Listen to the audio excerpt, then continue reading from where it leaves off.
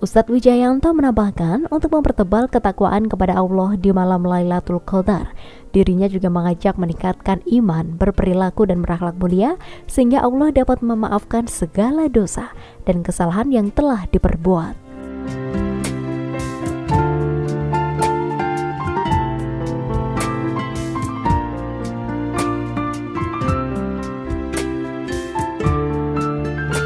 Puncaknya bulan di bulan ini, bulan Ramadan, dan puncaknya hari di hari Jumat.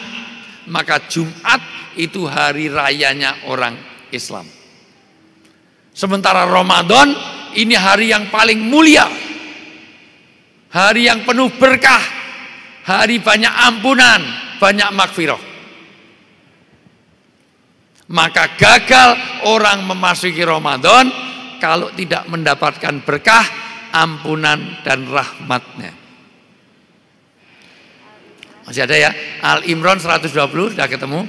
Dibaca terjemahannya saja, semuanya dengerin. Jika kamu memperoleh kebaikan, niscaya mereka bersedih hati. Ada orang yang gak senang kalau orang lain dapat kebaikan.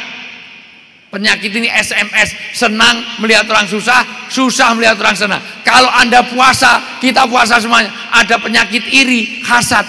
Ini nanti kebaikan kita Ramadan hangus sebagaimana api memakan kayu bakar. Kayu bakar di Arab, karena kalau kayu bakar di Kediri, bakarnya susah. Tapi kalau di Arab mudah sekali. Maka jangan sampai iri. Yaitu, kalau kamu dapat kebaikan, maka dia susah, dia sedih. Sebaliknya, lanjut. Tetapi jika kamu tertimpa bencana, mereka bergembira karena. Tapi kalau kamu celaka, dapat bencana, dapat musibah, mereka malah senang.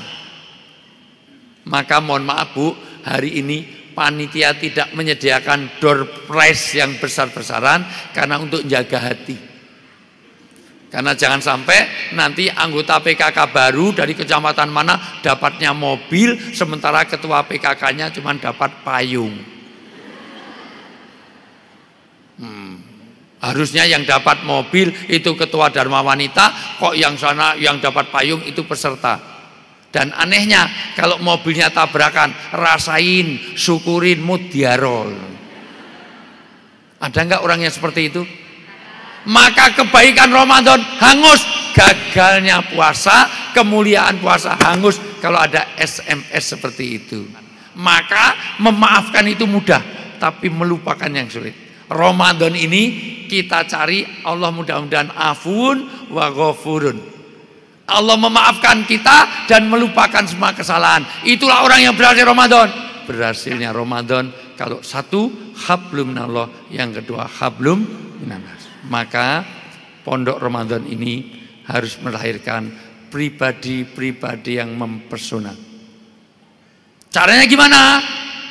Dibaca surat An-Nisa ayat 36. Udah, satu ayat ini aja saya terangkan ini. Siapa yang berhasil mengarungi pondok Ramadan? An-Nisa ayat 36, 10. Dan sembahlah Allah dan janganlah kamu mempersekutukannya dengan sesuatu apapun. Satu, Bu. Gagal kita memasuki Ramadan kalau kita tidak menyempurnakan ibadah kita kepada Allah. Ya sholatnya, ya wiridnya, ya zikirnya, ya doanya, terutama 10 hari terakhir. Perbanyak doa kepada Allah, perbaiki sholat Anda. Perbaiki sholat, perbaiki bagaimana. Karena kalau Anda hanya puasa nggak sholat, rukun Islam Anda tidak, rukun Islam kita tidak sempurna. Karena masih ada orang nanya, ya Ustadz, ini ada orang yang puasa sebulan penuh tapi sholatnya bolong-bolong. Itu sama saja bohong. Karena sholat dan puasa ini harus semuanya dilengkapi. Karena sama kewajiban untuk rukun Islam. Jangan berbuat syirik. Dua, celakalah orang yang masih punya orang tua tapi dia tidak menjadikan orang tua jalan menuju surgawi. Alias dia tidak bakti pada orang tuanya. Ini penting Bu, karena anak sekarang saya tanya di Kediri ini lebih mendahulukan panggilan orang tua apa panggilan handphone? Dipanggil orang tuanya 5 kali nggak datang, handphonenya berdiri langsung lari.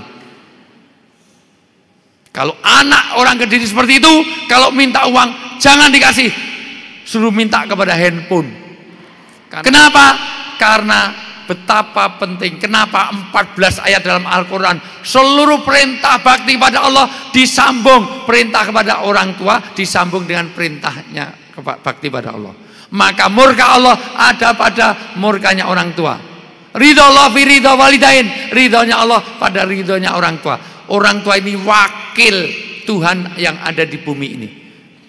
Saya tidak melihat yang di sini durhaka orang tua. Insya Allah ini orang yang bakti pada orang tuanya.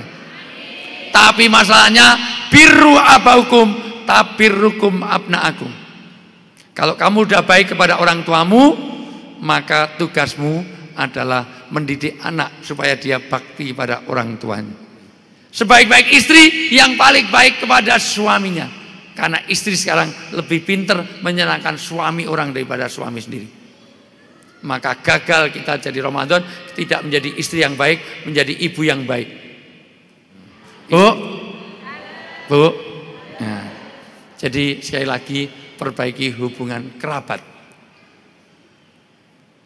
Budaya penting. Agama itu harus melihat budaya. Budaya harus diatur oleh agama biar nggak tersesat.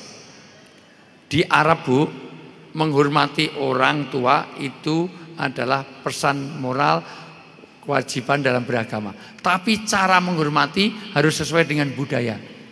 Di Arab itu kalau menghormati orang pegang jenggot. Ya Syekh kif halak. Jadi ibu, bapak, anak-anak kalau lihat orang tua megang jenggot orang tua itu gimana kabarnya Syekh? Itu menghormati. Tapi jangan dilakukan di Kediri. Ketemu wakil bupati, gimana kabarnya Pak? Pak, gimana kabarnya Pak? Ketemu Pak Kapolres, Pak, kabarnya gimana Pak? Kabarnya Pak. Bu, di Jogja, saya nggak tahu di sini. Di Jogja itu kalau anak dinasihati harus nunduk. Karena dia harus taat nunduk pada ini. Tapi di Sumatera Barat adatnya beda. Dinasihati kok nunduk, lihat wajah bapak supaya dia memperhatikan. Jangan nunduk, lihat wajah bapak karena sedang dinasihati. Neng Yogyo, neng Kediri dinasihati kok lihat wajah bapaknya. Oh tak culek matamu. Wani yo, no. Beda budaya. Ya.